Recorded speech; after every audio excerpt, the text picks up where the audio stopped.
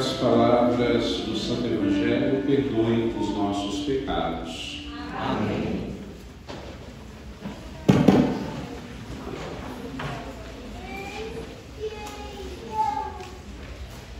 Neste quinto domingo da Quaresma que nós estamos celebrando, o que caracteriza a liturgia da Palavra de Deus que nós ouvimos é o fato dela ser uma liturgia de ressurreição. Ou seja, a ressurreição, seja como conceito, ou seja como realidade, domina as leituras que nós ouvimos nesse domingo. E também define para nós o conceito de nosso Senhor Jesus Cristo como a fonte de vida. Fonte de vida capaz de vivificar até os mortos, como pela sua ordem ressuscitou seu amigo Lázaro, como acabamos de ouvir no Evangelho.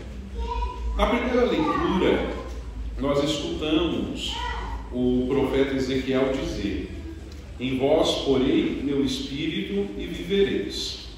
Quem fala por meio do profeta é o Senhor Deus. E essa profecia, ela tem um triplo cumprimento.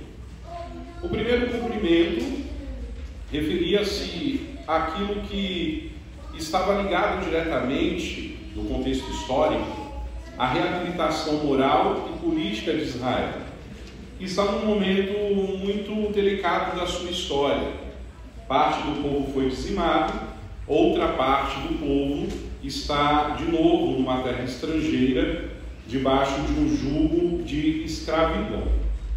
Quando o profeta diz, na voz do Senhor: eis que porei o meu espírito em vós e viverei, ele está falando da reabilitação, comparável a uma ressurreição que devolve ao povo de Israel a liberdade, que permite que o povo de Israel seja repatriado, ou seja, volte à sua terra, volte à sua pátria após o exílio da Babilônia. Esse é o primeiro cumprimento da profecia. O segundo cumprimento da profecia tem um tom messiânico, porque essa profecia ela é perfeitamente aplicável às ressurreições, tanto espirituais como corporais, que nosso Senhor Jesus Cristo realiza no Evangelho. E daquelas que estão registradas, nós conhecemos a ressurreição do filho da viúva de Naim, a ressurreição da filha de Jairo e a ressurreição de Lázaro, conforme nós ouvimos no Evangelho de hoje. E o terceiro cumprimento da profecia ainda não se realizou, se realizará no fim dos tempos, quando acontecer aquilo que nós professamos todos os domingos. Nós dizemos: eu creio, ou nós cremos, na ressurreição da carne. No último dia, quando nosso Senhor voltar, os corpos dos fiéis ressuscitarão. Haverá uma ressurreição geral da carne. E o Senhor colocará um ponto final na história da nossa salvação. Os justos ressuscitarão para a felicidade eterna e os não justos, os maus, ressuscitarão para a condenação. É o que nos ensina o juízo final, mas esse assunto nós poderemos refletir em outro momento, em outra oportunidade.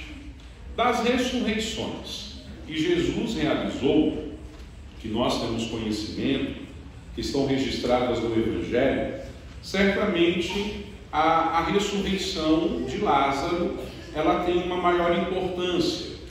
Primeiro porque o ressuscitado é um morto de 4 dias, portanto já estava em estado avançado de decomposição, já estava sepultado há 4 dias. E depois porque essa ressurreição ela é acompanhada por fatos e diálogos que fazem com que ela seja um sinal particular do Messias de Jesus, do poder do Messias, do poder de Jesus Salvador. Existe um diálogo que nós ouvimos né, que tem a finalidade de despertar a fé em Jesus e reconhecê-lo como fonte de vida, reconhecê-lo como ele mesmo se chama, como a ressurreição e a vida.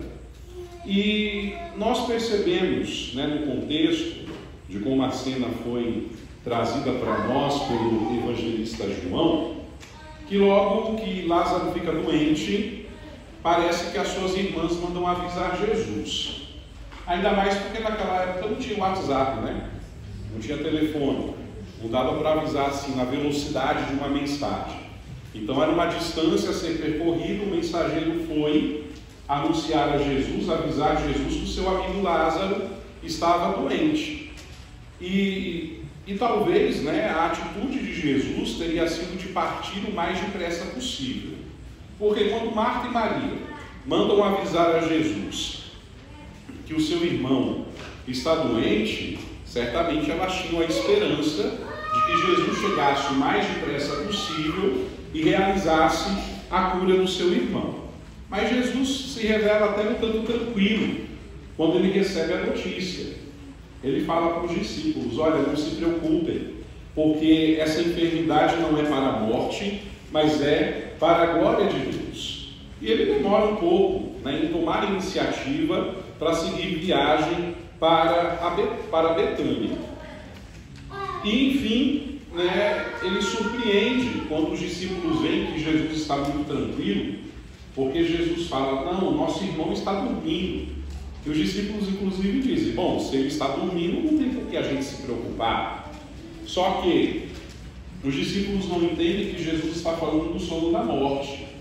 Por isso que ele fala abertamente: Lázaro está morto, e por vossa causa eu me alegro de não ter estado lá, para que possais crer.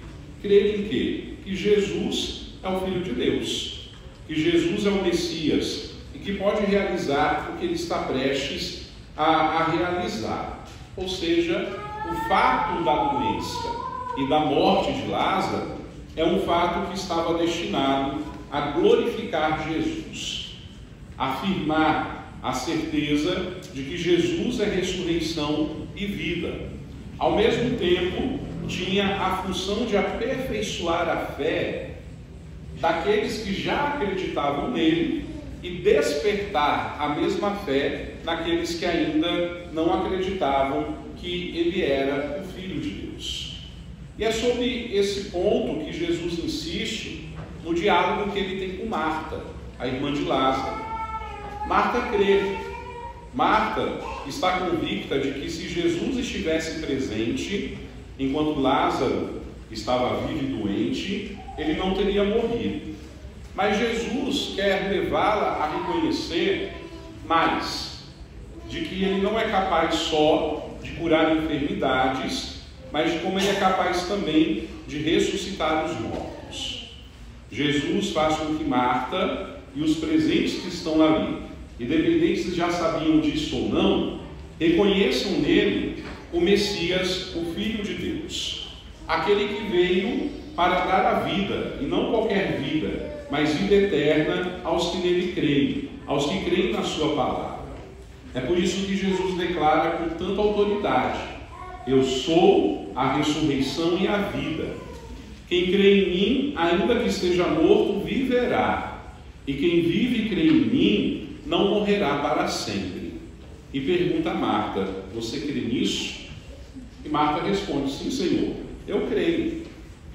E aqui nós entendemos aonde que deve chegar a fé em Cristo, aonde que deve chegar a nossa fé em Cristo. Nós devemos crer que Jesus tem o poder de ressuscitar os mortos, e esse poder pertence somente a Ele, e que Ele, assim como pode servir-se imediatamente deste poder para ressuscitar Lázaro da morte corporal, do mesmo modo, Jesus se utiliza do mesmo poder para assegurar a vida eterna aos que vivem nele pela fé, para assegurar a vida eterna para nós que dizemos que cremos nele. E a gente sabe, porque a gente já meditou outras vezes sobre isso, já conversamos e refletimos sobre o tema, Para nós cristãos, a morte ela não é o fim, mas ela é o início, né, de uma vida nova, da vida eterna, da vida feliz junto de Deus, da vida verdadeira que nos aguarda na eternidade. São Paulo, na segunda leitura da missa que nós ouvimos, ele retoma e aprofunda o tema, nos lembrando do seguinte: se Cristo está em vós, como é que Cristo está em nós? Cristo está em nós pela fé e pelo amor. Se Cristo está em nós pela fé e pelo amor, o nosso corpo, em verdade, ele está morto para o pecado, mas o espírito, a nossa alma, ela vive pela justificação, ou seja, pela salvação. Jesus, ele venceu a morte, quando ele morre a nossa morte. Ao morrer a nossa morte, Jesus vence também o pecado que nos condenava. Mas Jesus não aboliu a morte física.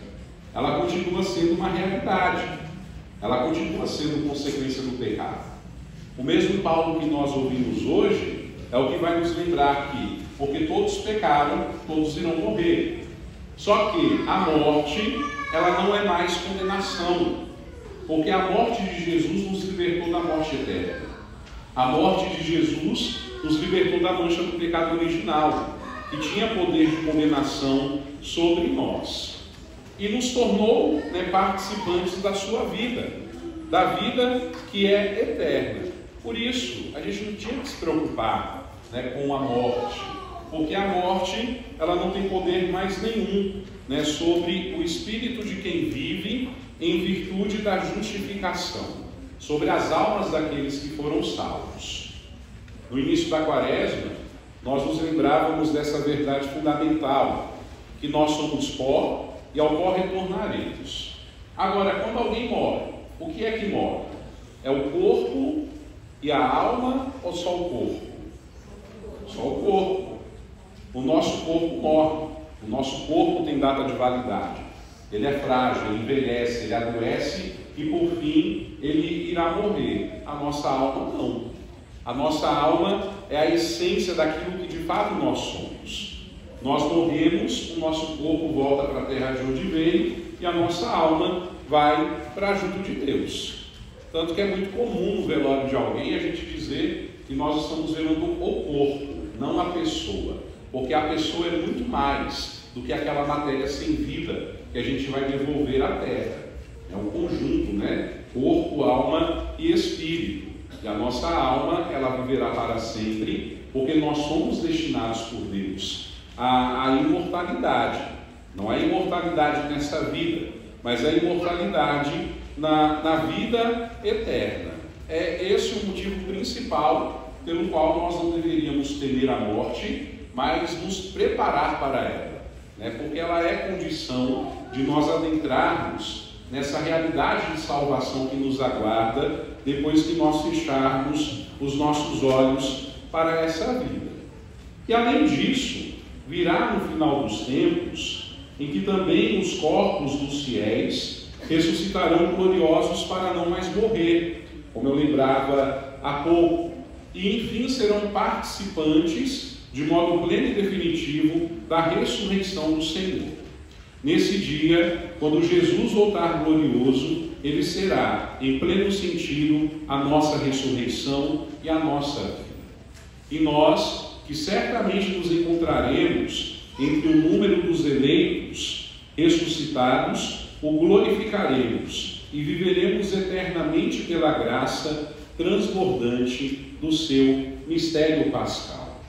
Por isso que, ao aproximar-se a Páscoa do Senhor, ao ouvirmos a narração da ressurreição de Lázaro nesse domingo, de novo, o Espírito de Deus nos convida a desvincular-nos sempre mais do pecado, a confiarmos no poder vivificador de Cristo, que quer nos tornar participantes da sua ressurreição. No início da Quaresma, eu dizia que no fim da nossa caminhada quaresmal que se aproxima, nós não poderíamos terminar essa caminhada para celebrar a Páscoa do Senhor da mesma forma como nós iniciamos.